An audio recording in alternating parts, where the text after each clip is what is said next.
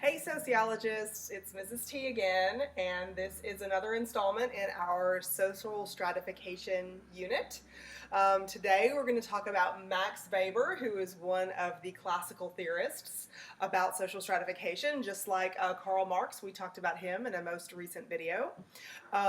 So that's, the order that you should be going in when you're watching these videos. Watch Karl Marx and Eric Wright. And then today we're going to talk about Weber and another social theorist, Gilbert, who updates Weber's concepts from the classical theory to the modern world. So this is going to be another one of those videos that's a little longer than my little 15-minute segments that I'm shooting for, but I want to do a comparison between Max Weber and Gilbert like we did between Marx and Wright in the previous lecture. So there's going to be an ugly cut in this one also, since I'm not good at those transitions. But let's look at what I've got on the board here first about Max Weber, our traditional scholar in sociology. Remember, he's the guy who gave us the concept of life chances.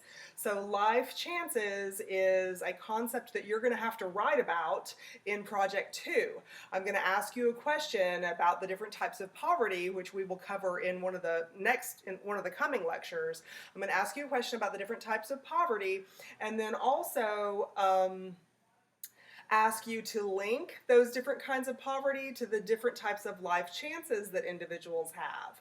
So remember, if you don't already have it in your notes, go back to week 8 when we talked about life chances, because we broke the definition down into more detailed segments than the way your textbook author wrote the definition. The textbook author is correct. It's just a little briefer, and we added more discussion to it when we made that expanded definition in class together. Okay, so Max Weber gave us that concept of life chances. So he talked a lot about social stratification, just like Karl Marx did, except Karl Marx focused a whole lot on ownership of stuff. Remember, I say the word stuff instead of social resources sometimes, but capitalism is what Karl Marx focused on. And capitalism, if you remember the little wheel we drew, capitalism is an economic system that encourages you and me to own things. So ownership, personal property is possible in capitalism, whereas other economic systems don't have personal property associated with them. Anyway, so excuse me. So personal property is allowed in capitalism, but the economic system itself, for the business market, it encourages you and me to go into business with that personal property and start making money from it, make a profit from what we have, use some of the profit to get more stuff that we can make more of a profit next time, and go through that cycle. So Marx focused really on that income cycle and ownership and control of social resources. Max Weber, on the other hand, combined 3 philosophical concepts that he said is really more realistic for the way people in their minds on the micro scale and society in the social facts that exist on the macro scale kind of divide people into these different social classes. Socioeconomic classes is what we call it in the United States, of course. So, wealth, power, and prestige. These are Max Weber's 3 breakdown, the 3 categories, or the 3 things that he breaks down to say that really in our minds and in the equation sort of that we make in order to classify different categories of people in comparison to each other, we are really considering more than just plain old income and ownership of stuff that can bring us income, like Karl Marx focused on. He said we focus on wealth, that's the specific way that you define wealth using Max Weber's concept. Max Weber said wealth includes all of the value of everything that you own, even if the stuff that you own doesn't have much value. If you own it and it's worth a nickel, that nickel contributes to your wealth. Your income, yes, whatever your salary is, whatever your financial aid change check is, whatever debt you're going into because of that financial aid you're getting counts a negative toward that wealth. Do you own your car? Are you making payments to GM financing? Those kinds of things have a positive value or a negative value to your wealth. So wealth was really the only thing, he didn't use the word wealth, Karl Marx did not, but wealth was really the only thing that Karl Marx focused on as far as the bourgeoisie and proletariat, that division. The bourgeoisie owned and controlled all of the wealth that was available, and the proletariat had to sell their labor for whatever kind of wages they could get. But Max Weber said it's more than that. Really, the way we classify people includes not only wealth, but power and prestige. Power, I believe your textbook says something like power is the way that you can get the world to work on your behalf. I've seen that as a definition of power, or being able to get by with very few obstacles in society, that is a definition of power.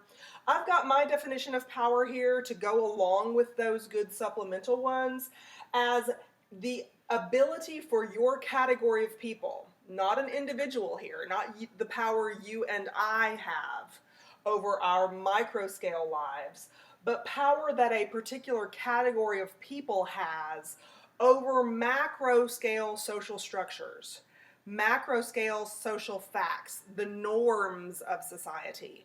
Remember back in the deviant behavior chapter, we said that people in power are able to establish what the norms are and therefore make definitions about what is or is not acceptable in society.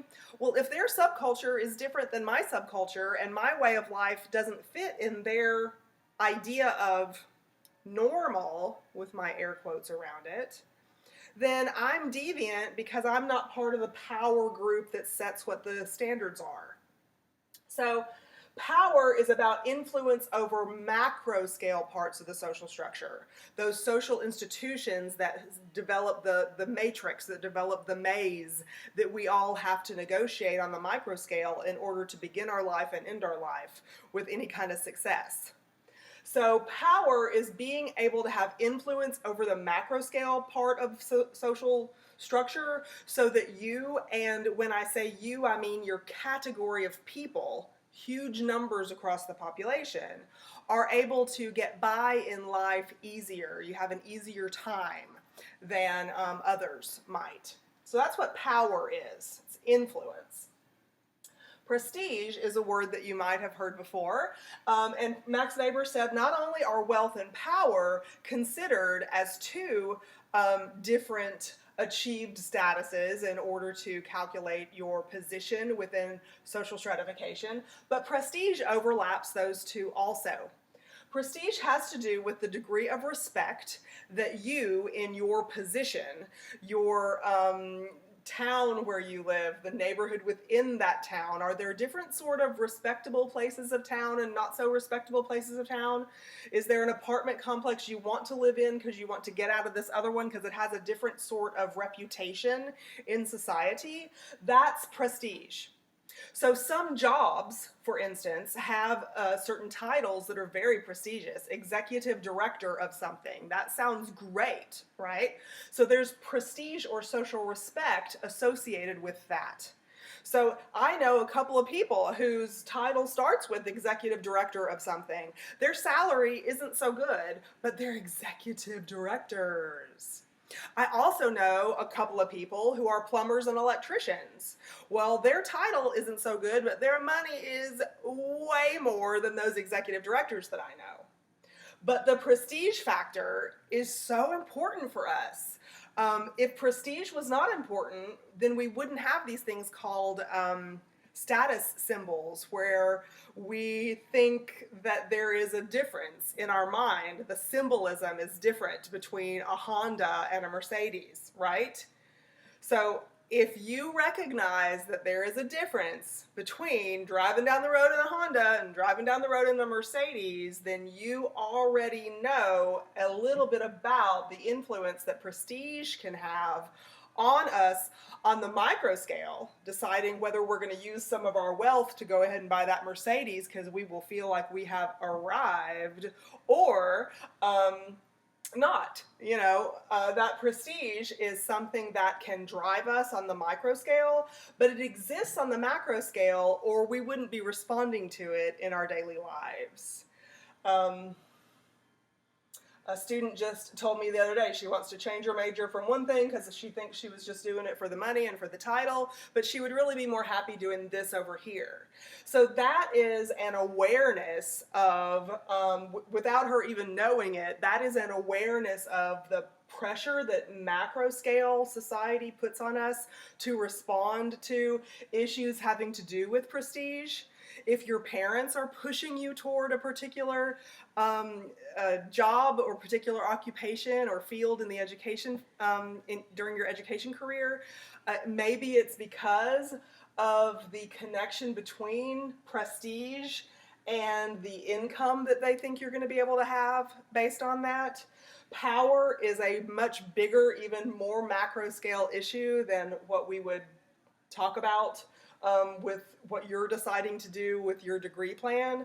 But think about social facts and that matrix of society that we have to negotiate in order to get by in our station in life. We're not in control 100%. We are not 100% in control of what our daily choices are, what our life's path is, whether we have success, whether we have failure. We are not 100% in control of that, because macro scale social structure controls to a great extent the trajectory, or the way that our the fast path of our lives.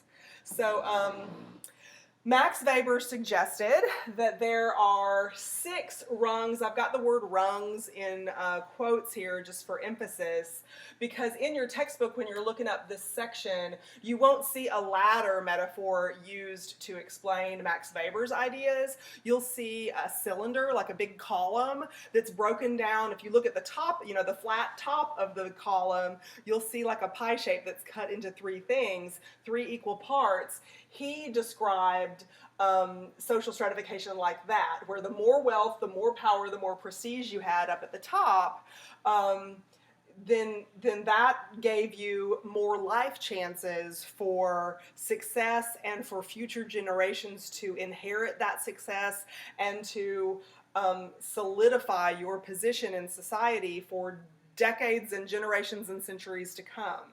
So there were 6 different rungs on his ladder. He had skilled workers, non-skilled workers. The very top rung was something called rentiers. It was like people who could just live on their inheritance. They did not have to work for wages. They had so much income-producing property and valuables that brought in money for them that they didn't have to lift a finger, so to speak, in order to bring in a salary or get benefits like health care or vacation time or anything like that. So look at the textbook for a more thorough description of Max Weber's concepts than these short few minutes with me right now. And I want you to think about this question that I've got on the board. It says, what similarities do you see between wealth, power, and prestige? Wealth, power, and prestige. What similarities do you see with these 3 things and the socioeconomics concept we've studied already? You remember socioeconomics is a combination. Socioeconomic status is a combination of 3 achieved statuses. Is there some overlap here? Do you see some similarities? Could you make an analysis about the connection between Max Weber's ideas and the way we in sociology explain modern day socioeconomic classes? So think about that, and I'm going to stop the video now, and there will be an ugly cut because I'm going to erase the board, and we're going to talk about the 7-rung ladder that represents the modern U.S. today. And this will be some information, all of this that we've covered since the beginning of week 8 until now. All of this is going to be stuff that you're going to need so that you can ace Project 3 that's coming up next week. Okay, so stay tuned. Here's the ugly cut. I'll be right back.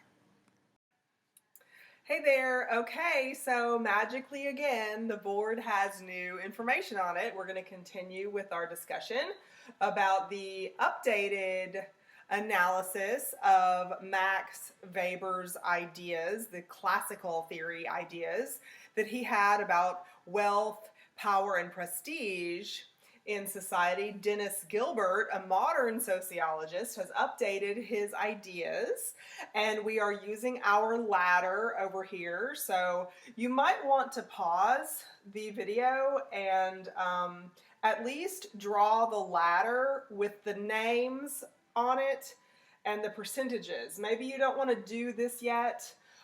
Maybe make the ladder bigger so you have more space to describe these things. But I've just got some bare bones stuff here that we're going to cover.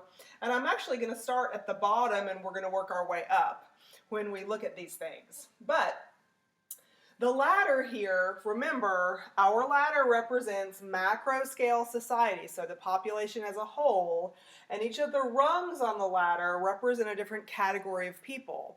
In this case, the categories of people are the socioeconomic classes. So we are combining income, occupation, and education level to arrive at these 7 socioeconomic classes in modern U.S. society. So let's look at this. The names of the classes are the underclass, the working poor, working class, middle class, upper middle class, and then there are 2 upper classes, the lower upper class and the upper class. So, in the USA, since we combine income, occupation, and education into socioeconomic classes of people, then the description of each of these different classes in society is going to have some kind of aspect of education with prestige associated with occupation and then income level wrapped together, okay? So for instance, well, I'll do the for instance when we get to me as an example later on. Okay, so the underclass. Let's start with the underclass because next week in the videos that you have to watch, you are going to be watching a portion of an HBO documentary that was done about 20 years ago about a family who lives in Mississippi. They're still there. They're in Tallahatchie County, Mississippi. It is the notoriously every 10 years in the U.S. Census, Tallahatchie County, Mississippi is the most impoverished county in the United States, according to U.S. Census data gathering. And so they live in this county. They have what we call chronic deprivation of resources. The county itself has very little in the way of jobs, in the way of infrastructure like highways and roads and water resources, etc. Housing, there's not a whole bunch of pre-existing housing available. That would be included in the resources. There's not any jobs other than it's a farming area, so there's seasonal work. If it's time to pick the crop that is produced in the area, there's seasonal work to plant and to harvest, but not really anything in between. The schools are very low performing. You'll see some of that in the video that we watch. The schools are very low performing, and so most children who are needed in the harvest and the planting time in the spring and in the fall, most children miss a good month of school anyway during planting and during harvest.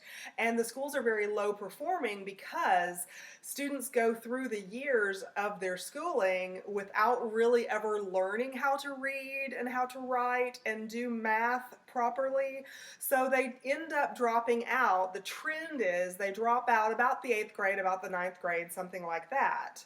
So you've got parents in the area who are illiterate and work in these seasonal jobs or who are unable. You might see that underclass is described as people who are unable to work. Now that might be because of a disability, so you have government assistance to support you at about $15,000 a year roughly is the income level. Maybe you're unable to work due to a disability, but maybe you're unemployable because you are unable to perform at the cultural level that if I have a grocery store, I need you to be able to know the difference between an apple and a pear and an orange. And you might think that I'm making silly examples or really, really low examples, but in the video that we watch, the children of the underclass parents who are sending their kids to the school, the principal of the school will tell you that on the first day of kindergarten, they get children who do not know what their names are. They don't know what their legal names are. They might only know um, a nickname that they've been called all of their life. They don't know colors. They've never been read to. They've never watched TV because they don't have electricity regularly enough for their TV to work, let alone some kind of internet source like Hulu or Netflix or something, or anything to watch on TV. They don't have these resources that can build them up to their cultural ability so they could even be successful into kindergarten once they get there. So it's a serious situation.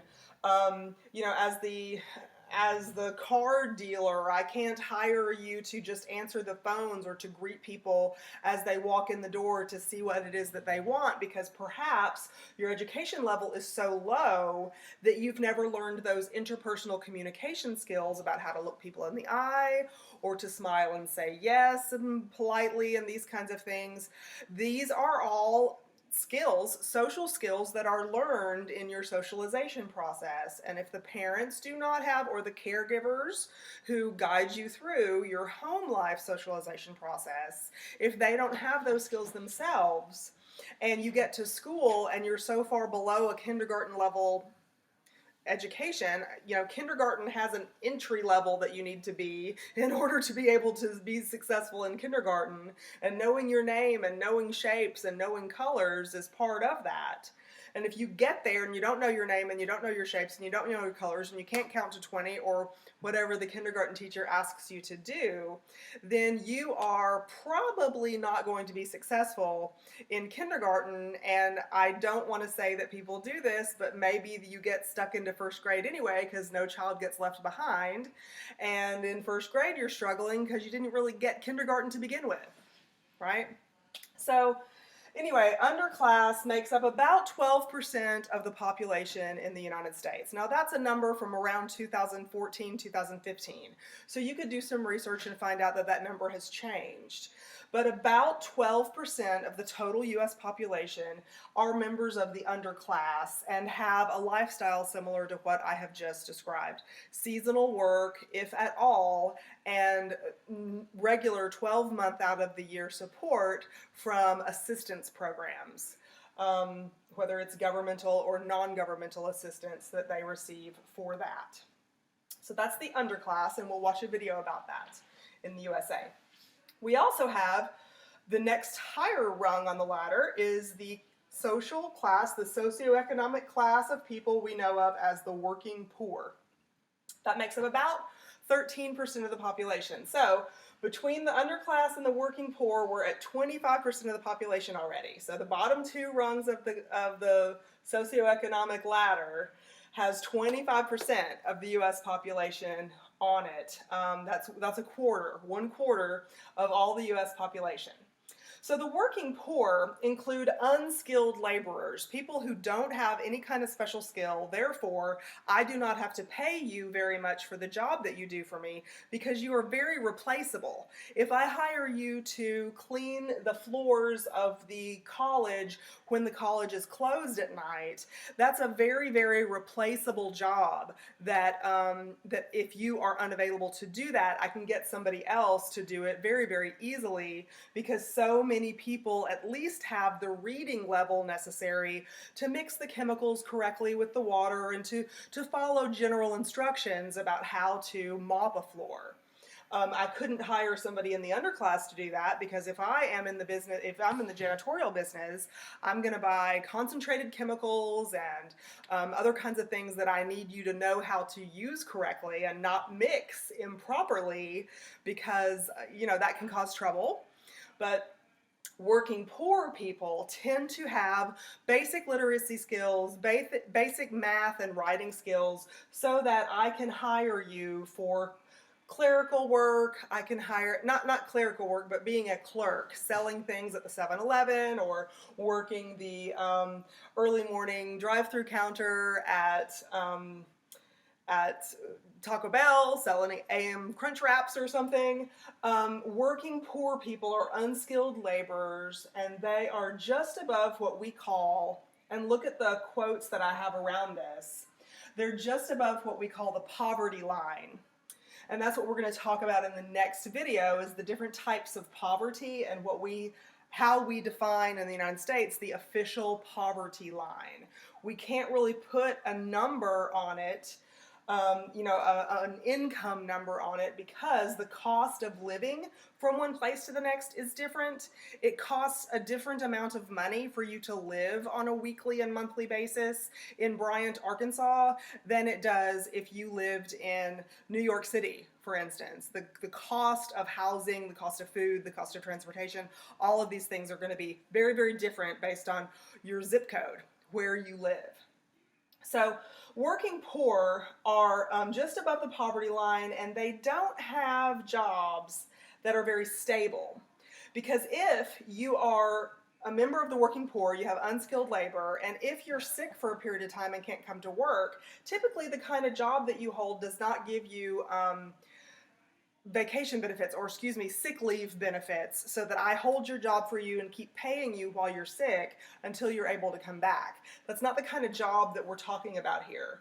So if you have any kind of hiccup in your life, if you lose your bus pass eligibility, if your car breaks down, you don't have a ride, if you're unreliable for the job, I am going to let you go and find somebody else to take your place, because it's easy to find somebody else to take your place, because so many people have at least those basic literacy skills, counting skills, communication skills that I need for my drive-through window. Okay? So, working poor, that's 13% of the United States population. Okay? Working class, we've got 30%.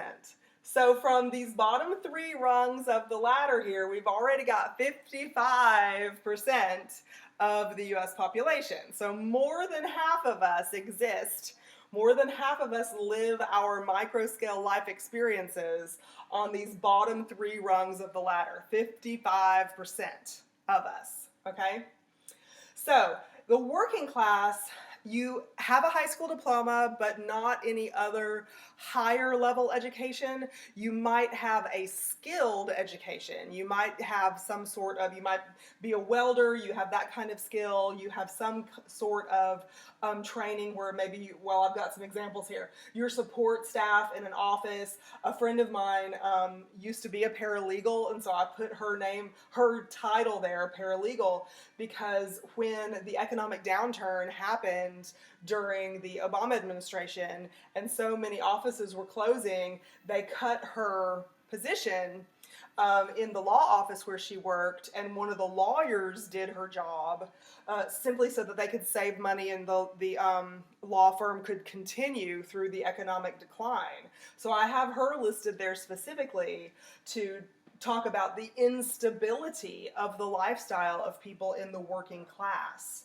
So you have a skill, you have a high school diploma at least in the working class, but you don't have steady, how do I put this? You do typically have steady employment. She typically had steady employment. If you are working in a factory building cars for the Ford Motor Corporation, then that typically is a skilled labor position that you hold, and Ford is a great employer, and they give you vacation time and sick leave and retirement and all of these different kinds of benefits with your job.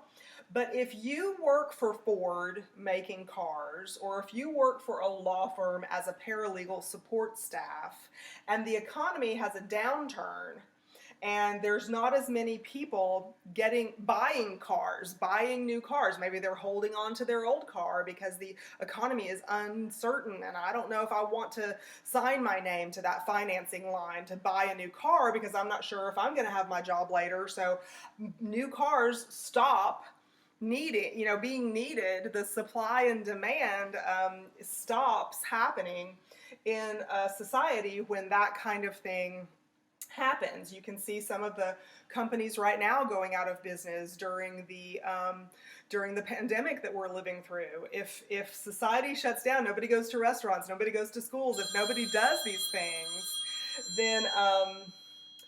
then you don't need those products that were specifically targeted in those markets. Let me pause for a second and go turn off my phone.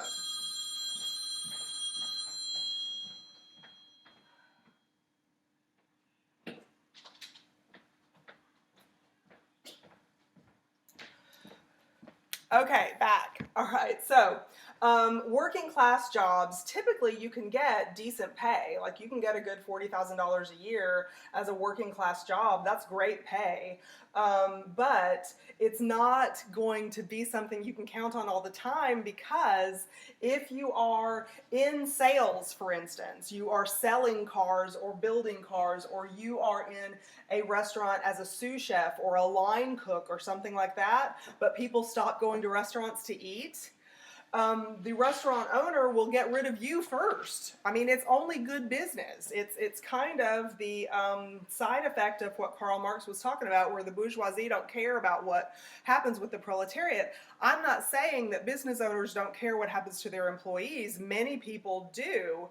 But if you're talking about the life of the company, and you have an executive chef and 3 sous chefs and some line cooks and a cold line and a dessert person and all these different things in the restaurant, if you're trying to stay afloat, your executive chef is going to have to do with just 1 sous chef, and probably the dessert person is gone and the cold line person is gone, and those people are going to have to make up the slack so that the restaurant can stay afloat. And so that's the issue with working class jobs. You can get much better pay and benefits, but if the entire economy has a downturn, then working class jobs are in trouble. And that's what we see right now, so many people losing their working class jobs. Okay, so now let's talk about the middle class. The middle class is what you're working toward right now, according to the definition of the way sociologists look at this. Middle class jobs, middle class lifestyle is possible with associate's degrees or bachelor's degrees. So the kinds of skills that you're getting with your associate's degrees, the kind of knowledge that you're getting with your bachelor's degrees, and the jobs that that's going to enable you to qualify for, like nurses and doctor's assistants and things like this, these things are going to put you in the middle class range. Respiratory therapy or occupational therapy assistant, these kinds of things that you can get degrees for at our college where we go. So this puts you in the middle class. Middle class tends to have around a $70,000 a year income in the household. That's where I was going to use myself as an example. This is not always the case with middle class. Now, my degree I have to have in order to stand before you and be your instructor. I must have a minimum of a master's degree with at least 18 hours in the field that I'm teaching, or I'm not allowed to teach you. So I don't have just an associate's. I don't have just a bachelor's. I've got a master's degree with expertise in particular fields so that I'm able to teach you. But my income for just my job itself is well below that $70,000 mark. So even though I have upper level degrees that might enable me on paper to qualify for something in the upper middle class instead of the middle class, the job that I occupy as a public servant and instructor puts me below. If you combine like the prestige of the occupation with the income's low, the prestige is high. So the occupation level seems high, the income seems low. It's middle class where I am, even though my income falls short of that and my degrees fall above that. So these are the example I'm using myself as the example because remember, socioeconomic classes combine income, occupation, and education level. You can't just say, oh, your income is X, Y, Z, and therefore you fit here. You can't do that because socioeconomics are three achieved statuses combined. Okay? So, upper middle class, think of these as professionals like bankers, executives, entrepreneurs, doctors, business owners. That's upper middle class. Oh, I forgot that we're counting here. So from working class down, we had 55%, pardon me. And then you add the middle class in, so what's 55 and 30? 85, that's right. So we're at 85% already from the middle class down. 85% of the population in the U.S., pardon me, is from the middle class down. And then if you add in the upper middle class with another 14%, we're all the way up at 99% of the population that's on these bottom 5 rungs of a 7-rung ladder that represents the entire United States society. So let's look at the upper classes. This is a point, this is a decimal point, so that's half a percentage and half a percentage there on each of those lines. And the top one is upper class, this one is lower upper class. And the difference between these two is that lower upper class is first generation money.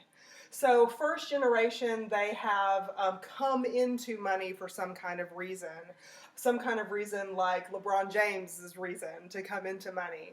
So definitely, if he uses his millions now to build a foundation for generations to come to live off of that, then great-grandchildren of LeBron James could perhaps be in the upper class, because this is where you live on the investments of previous generations, and it's not necessary for you to work at all, for you to go into any enterprise at all. You've got plenty of houses, you've got plenty of businesses, you've got plenty of sources of income coming in that are taken care of for you if you are in the upper class.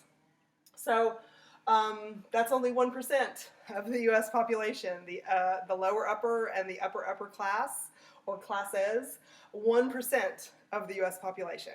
So maybe you've heard of social movements like Occupy Wall Street when you were in middle school, I guess, is when that was a big deal in the news, where people would chant about the 1% compared to the 99%,